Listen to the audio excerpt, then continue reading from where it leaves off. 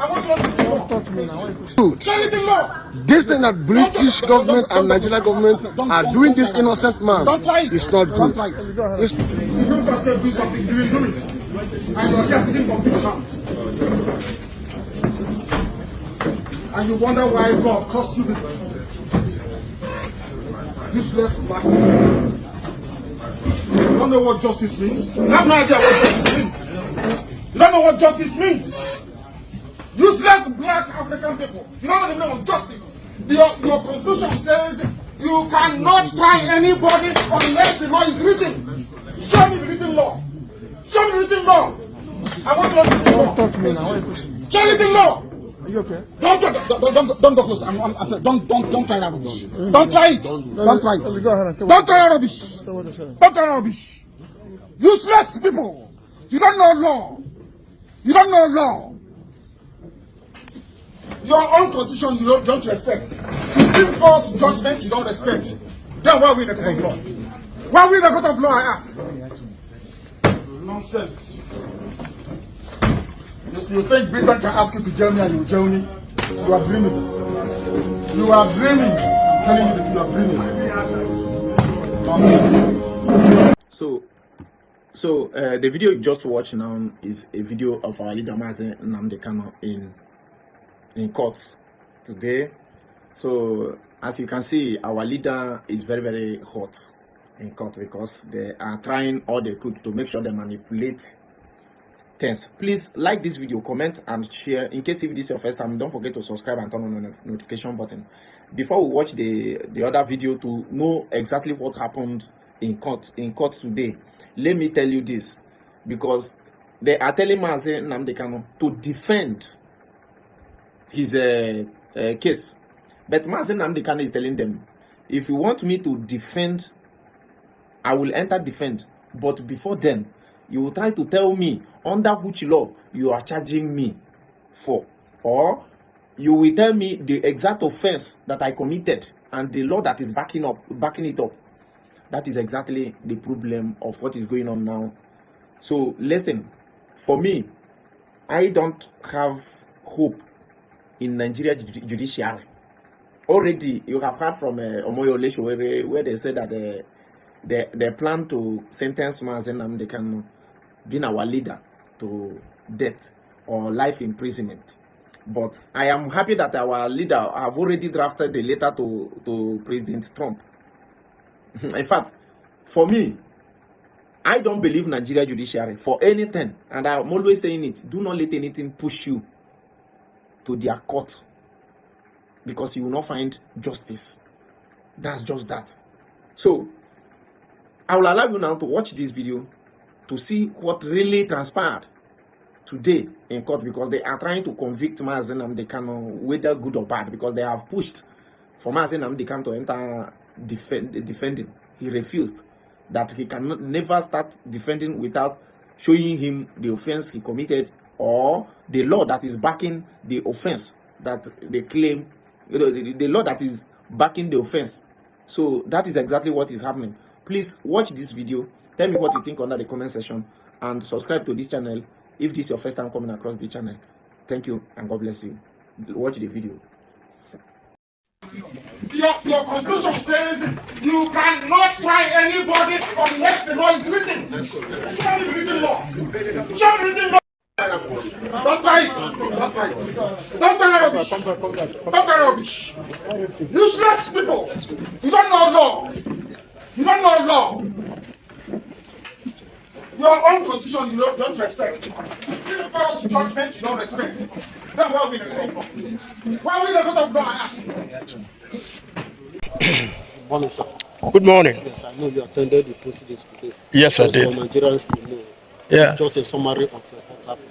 Well, what happened in court today, for me, continues to be travesty of justice. I've always said it, that in Nigeria, there appear to be two sets of rules. One for the Igbo man and another for the other Nigerians. This is exactly what I saw in court today. First of all, my name is Honorable Obi Agocha.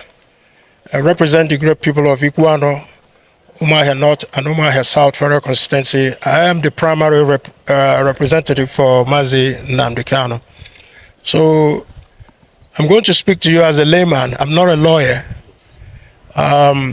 Today, there was a motion that was filed. Previously, I believe at the end of October, another motion was filed. And none of those motions were challenged by the prosecution team. They didn't raise any objection. The court did not overrule anybody, but admitted the motion.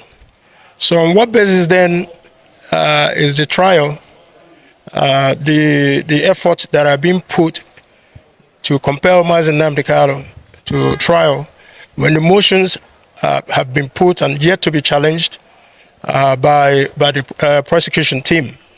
Mazi Kanu is asking for a simple question: on what law is he being tried? Neither the judge nor the prosecution team have answered that.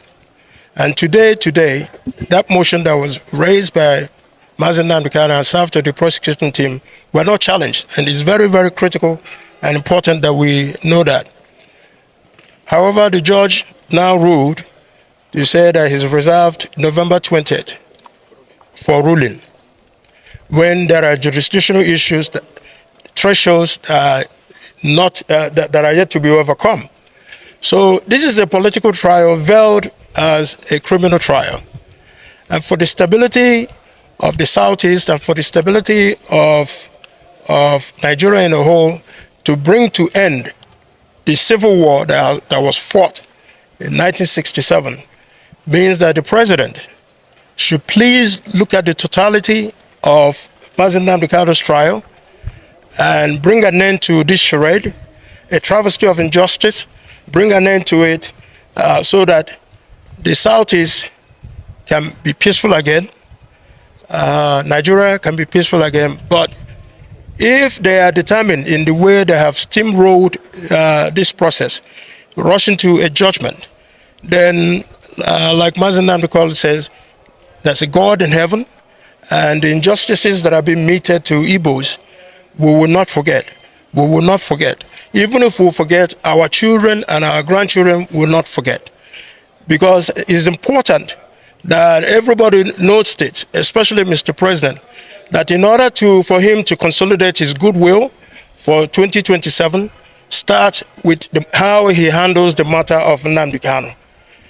Because you cannot be there as the father of the nation and Mazi Nnamdi Kanu is being treated in the manner that he's been treated, when every other person who has been charged with almost similar offenses as Mazi Nnamdi Kanu, at the determination of the court, has been let go. So why is Nnamdi still being held down, being punished, being subjugated? Is simply because he's an Igbo man.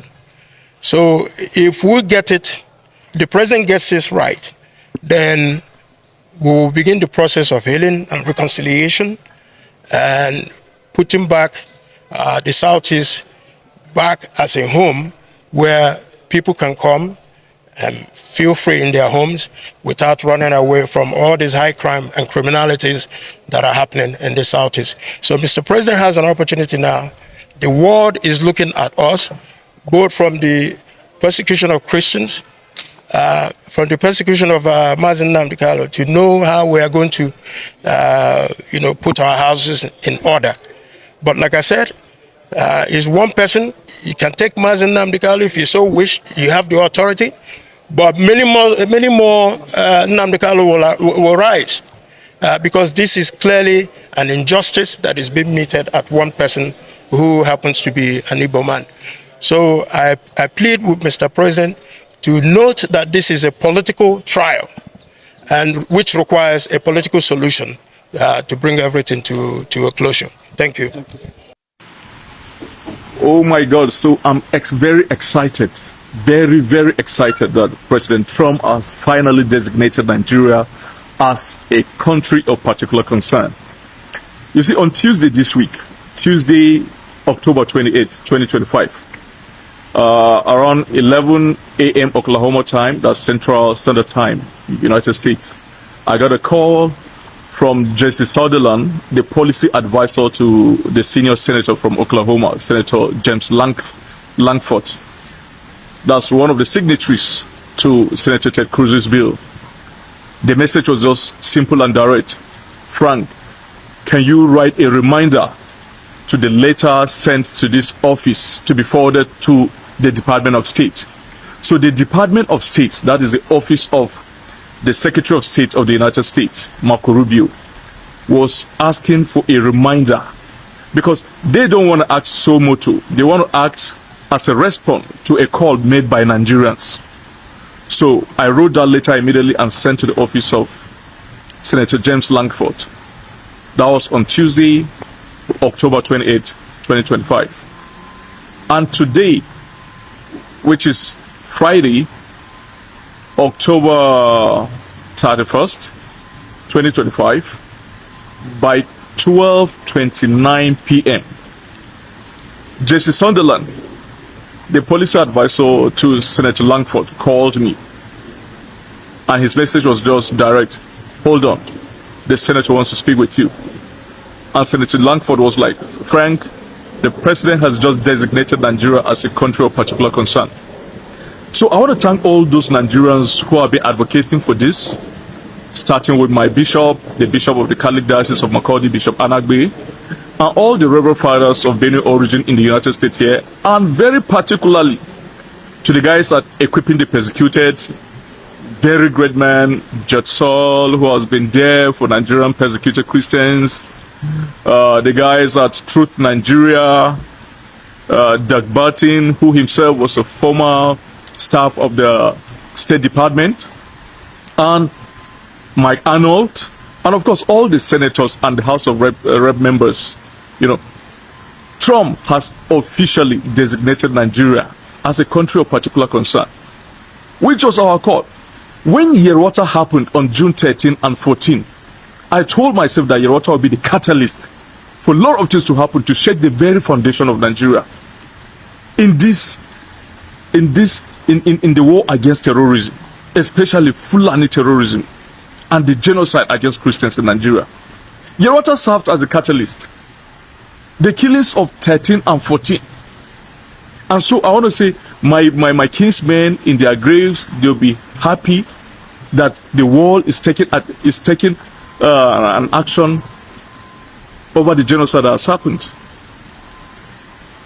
But very importantly, we so much desire this country of particular concern designation because it will change a lot of things.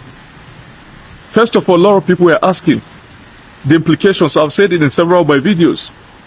There'll be trade embargo in Nigeria. There'll be arms. They are not doing anything with the arms. They are giving arms to soldiers, and soldiers are just shooting in the sky anytime these Fulani come to kill people. Nigeria have been crying for Tucano all this while. They've given Nigeria the Tucano US, and they've done nothing to stop this. Okay, if you go through Trump's statement very well, he say, I'm hereby designating Nigeria as a country of particular concern, and that is the list of it. Observe that. He say, and that is the list. The list is the designation. The most important thing is what comes on after this designation. These guys have the list of all those guys who are doing these things. They will freeze their accounts. They will place a travel ban on them. They will freeze their assets all over the world. They will go after them. And when it is becoming too hard, they will intervene directly themselves, the way they release some stuff to Iran. So the way the Air Force base is just right here where the two B-2 Spirit bombers are. It's just right here. And then they will go after their transaction, their financial transaction, because most of those guys, they transact with the American dollars and they transact using Visa card and MasterCard, and so it goes to American financial institutions. They have the names of these people. These people are in the federal government of Nigeria, the sponsors of this Fulani Jihad, the genocide in Nigeria. They are in the state government as governors. They are amongst the traditional institutions, from the top echelon of the Islamic traditional institutions in Nigeria to the Emirates, all the emirs. all these chiefs around in Nasarawa State are also involved.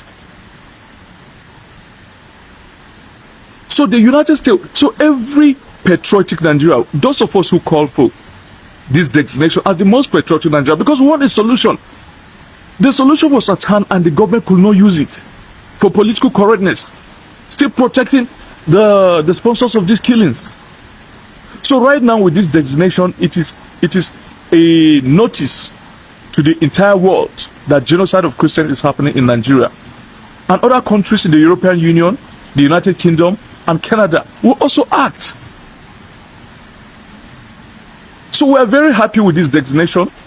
And right now, after this designation, we are going to continue following this matter to make sure that the other repercussions are put in place. Sanction of these guys, blocking their accounts everywhere, freezing their assets, naming them, and possibly arresting them in some other countries. So we will not relent. We want to thank everybody involved in this. We want to thank all the priests, the pastors, the religious leaders, the political leaders who were able to be brave enough to call for this. And I'll just tell you that, look, the entirety of this designation did not come so much by President Trump or Ted Cruz just doing it on their own. It came because of our cries. And the cries continues until when the sponsors of this terrorism and genocide are all arrested and put in prison, and then our people are made to return back to their ancestral land and claim their homes and live in peace and worship in peace. That is the list of what we're saying. So when President Trump is saying this is the list, the designation is just the list, there are a lot of things coming. The sponsors should brave up. They should brace us. There are a lot of things coming. This is just the list according to President Trump. Some of us know the list. And finally, you know, these people will be talking in Nigeria. They thought they are deceiving the United States, but they are deceiving themselves. You find these people saying, no, Nigeria, there's nothing like Christian genocide going on. There's peace, there's this, there's that. Look, the United States is the compendium of every intel happening in Nigeria. Everything happened up to your house. Those guys have the information. For goodness sake, you are using their technology. You are using the phone. You are using the SIM card that has the chips. You are using electronic passport, e-passport, satellite imageries. You think those of you, the sponsors, you think you make secret calls by making encrypted calls through WhatsApp? They own the WhatsApp. They own the messenger. If you want to use even satellite phones, they own it. They own this technology. They know all these things. So you begin to deceive yourself that, oh no, this is not happening. They know all these things. I've sat down with many of them. I've heard them inform me about Nigeria to the extent that I never knew Nigeria existed that way. So once again, we want to thank President Trump very well. We want to thank everybody involved in this. Bishop Anagbe of Makurdi Diocese, equipping the persecuted, Judge Saul, Mike Arnold, Doug Barton, Emmanuel Ogebe, my guy Steve Enada in Atlanta, you know, the Igbo veterans in the Nigerian, in the American service, you know, they are known as AVIT, you know, Association of Veterans of Igbo in Diaspora, you know, and many of these other guys. Kudos to all of us, and the fight has just started.